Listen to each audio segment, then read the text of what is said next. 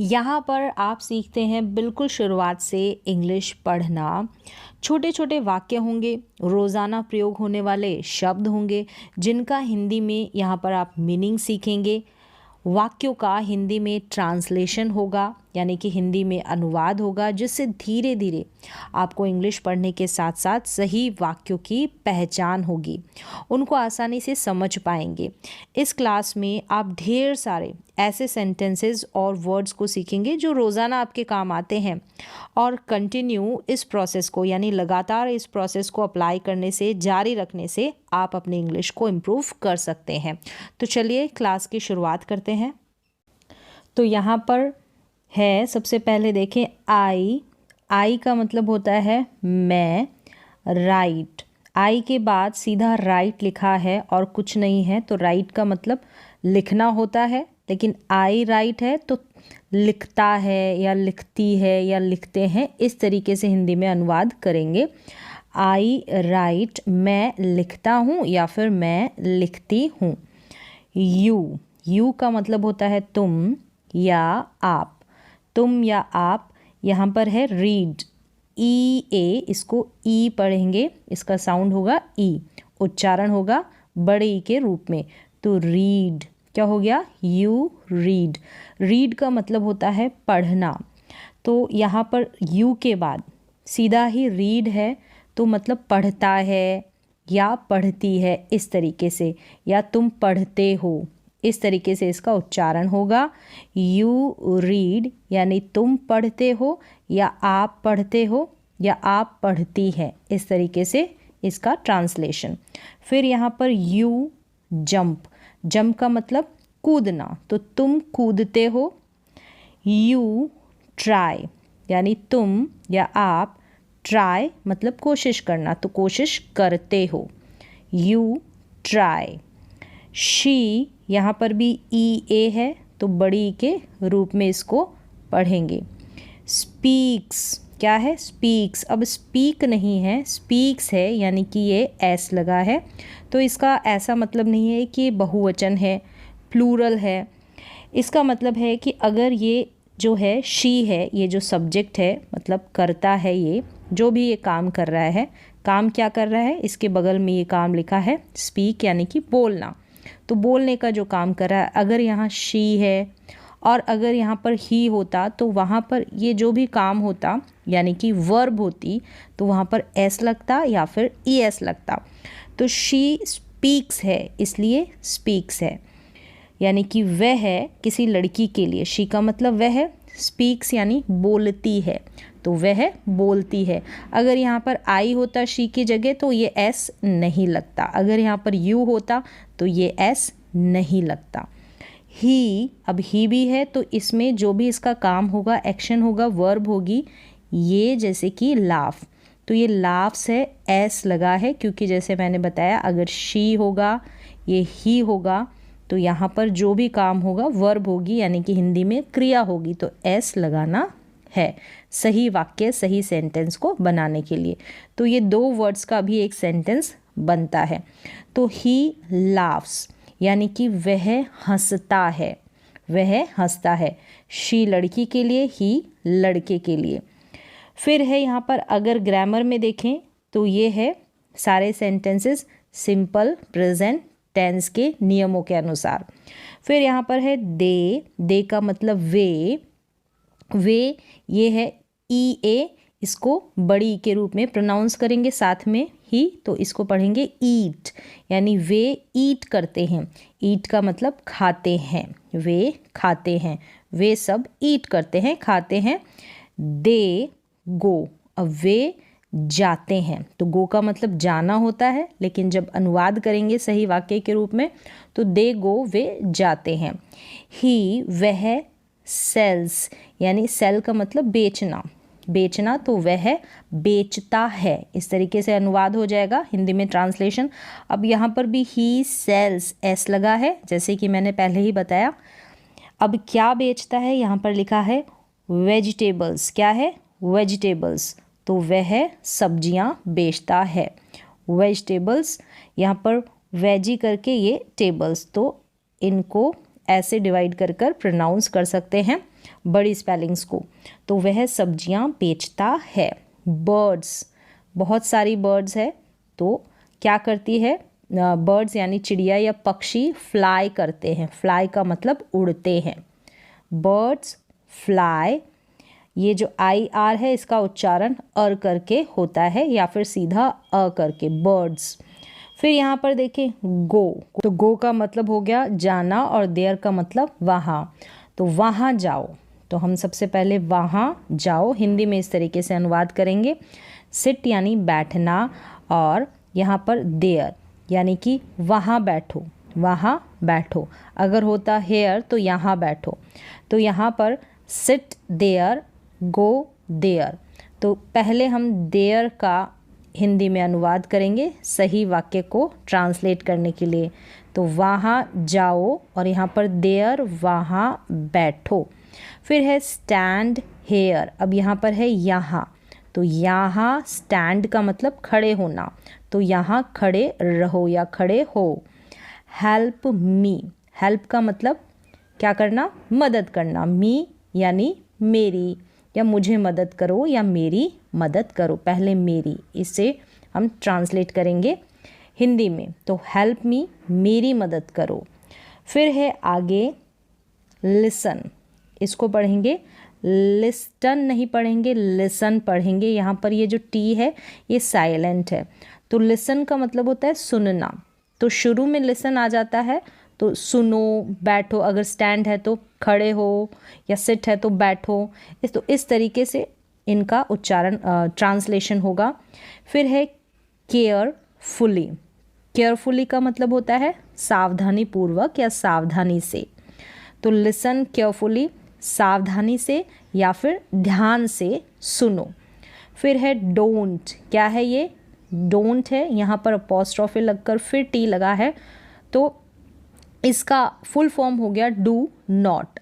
Do not मतलब कि मत करो, तो क्या मत करो, रन मत करो, ये है रन, RUN, रन पढ़ेंगे इसको, रुन करके उच्चारण नहीं होगा। रन का मतलब दौड़ना या भागो, भागो मत, ठीक है, ये मत करो, तो क्या मत करो, डोंट रन, दौड़ो मत या भागो मत। फिर यहाँ पर है डोंट, डोंट का मतलब मत करो, क्या मत करो, सिट यानी बैठना, ऑन कहाँ पर, किसके ऊपर, द फ्लोर, फ्लोर का मतलब फर्श, तो फर्श के ऊपर बैठो मत, फर्श के ऊपर बैठो मत, फ्लोर के ऊपर बैठो मत, तो इसको पढ़ेंगे फ्लोर। क्या पढ़ेंगे, फ्लोर। तो इसको फ्लूर करके नहीं पढ़ेंगे, जैसे बुक में डबल ओ पढ़ते हैं वैसे नहीं, फ्लोर इसका उच्चारण है। फिर है यहाँ पर फिर से डोंट, तो डोंट का फुल फॉर्म हो गया डू नॉट, डू नॉट को शॉर्ट में डोंट करके लिखा जाता है, और हिंदी में इसका ट्रांसलेशन होगा कि ये मत करो। फिर है डोंट, अब क्या मत करो, क्या मत करो, टीच मी, मी का मतलब मुझे, टीच का मतलब सिखाना, तो मुझे सिखाओ मत, इस तरीके से पीछे से इसका ट्रांसलेशन हो जाएगा। यहाँ पर है टीच, क्या है, EA का उच्चारण बड़ी के रूप में और CH का उच्चारण च के रूप में।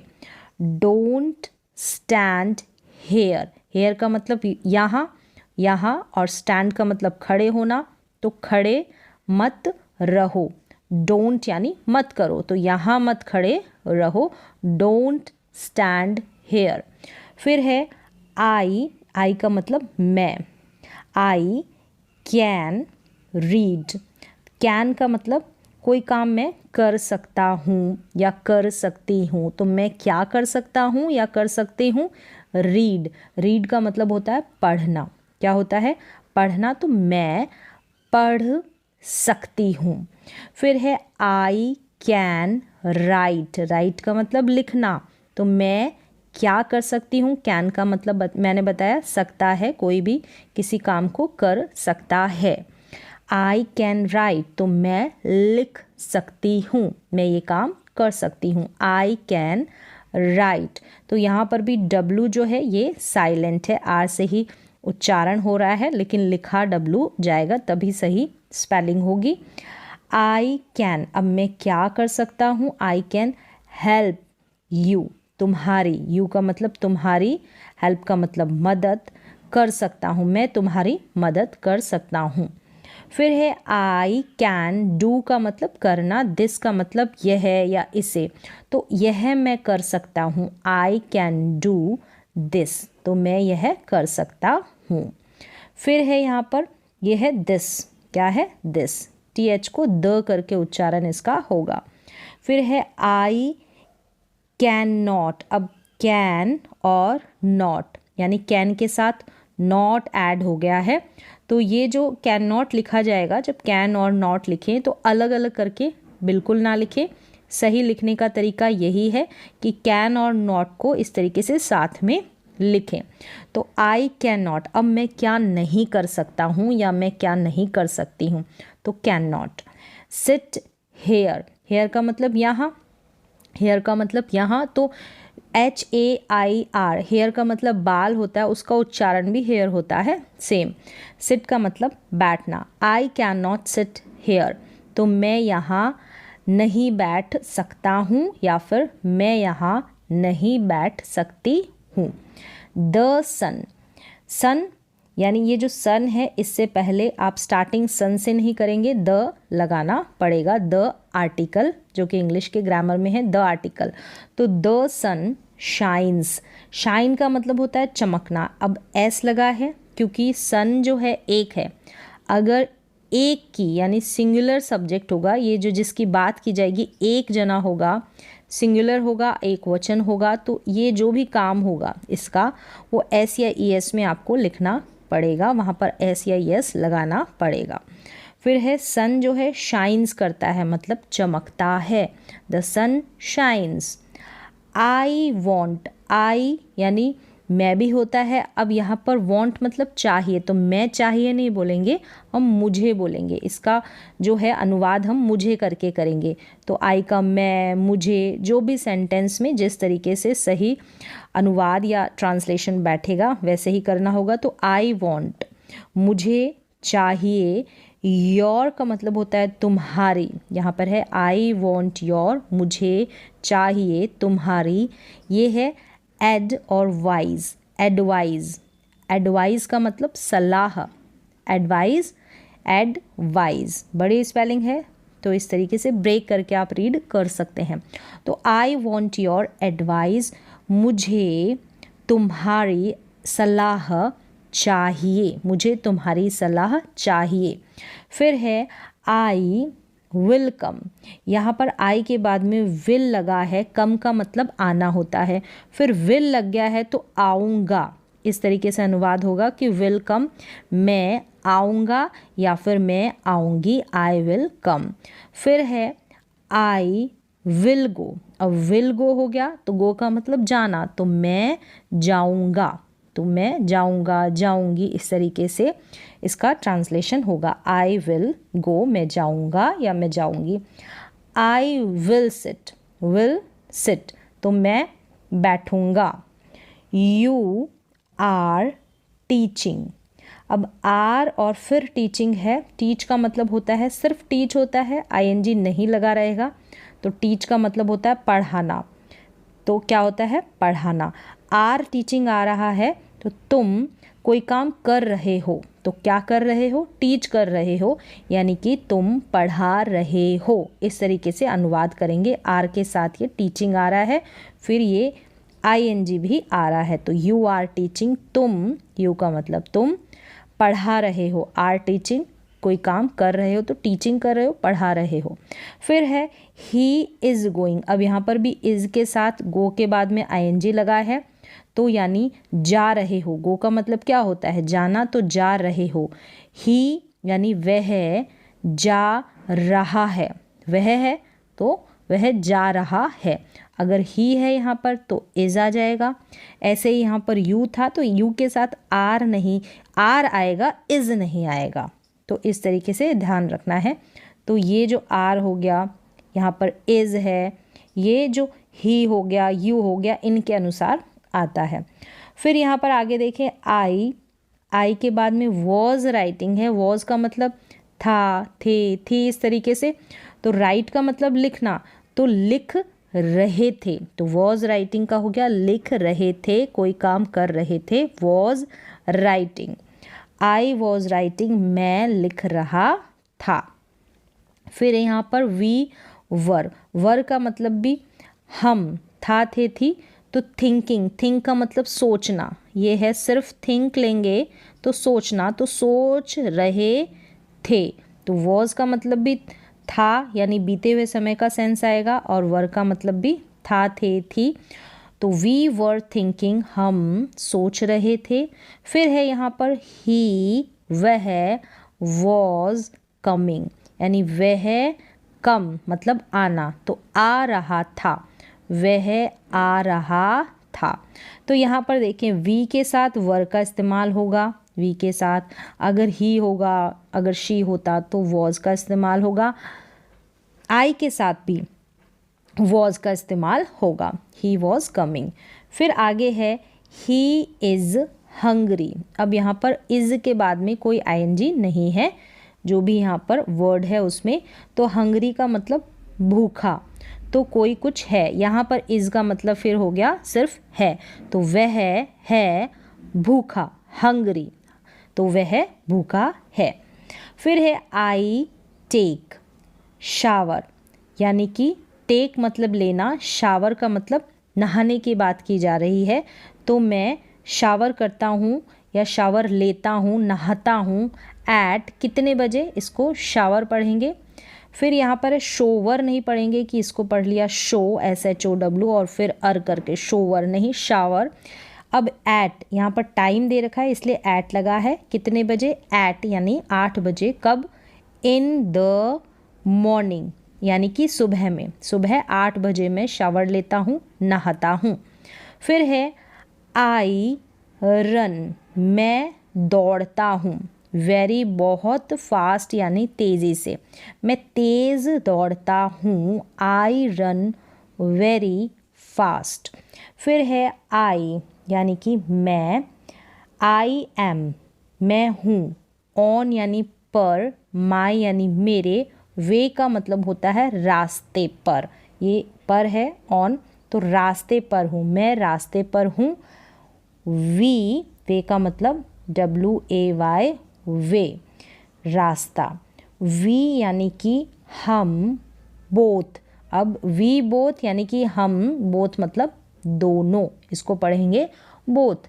लाइक मतलब पसंद करते हैं। यहाँ पर है ईच अदर, इसको ऑदर करके ना पढ़ें, अदर हो जाएगा, ओ को अ पढ़ा जा रहा है, और ए का उच्चारण बड़ी के रूप में होता है। फिर each other, we both like each other, यानी हम दोनों एक दूसरे को लाइक करते हैं, पसंद करते हैं। फिर है दिस इज़, यह है, इज़ यानी है, नॉट का मतलब नहीं, तो नहीं है, मतलब एक, जोक का मतलब मजाक, यह एक मजाक नहीं है, इसको पढ़ेंगे joke, this is not a joke. फिर आगे है कि प्लीज़, मतलब यहाँ पर भी ए को हम बड़ी के रूप में पढ़ेंगे, इसको प्लीज़ नहीं पढ़ेंगे, प्लीज़ ज का साउंड आएगा लास्ट में एस के लिए। प्लीज़ क्या है, प्लीज़ ई का उच्चारण एंड में नहीं होता, प्लीज़ से मतलब कहो या बोलो। फिर है सम, फिर सम के बाद थिंग, इस तरीके से सम और थिंग, समथिंग।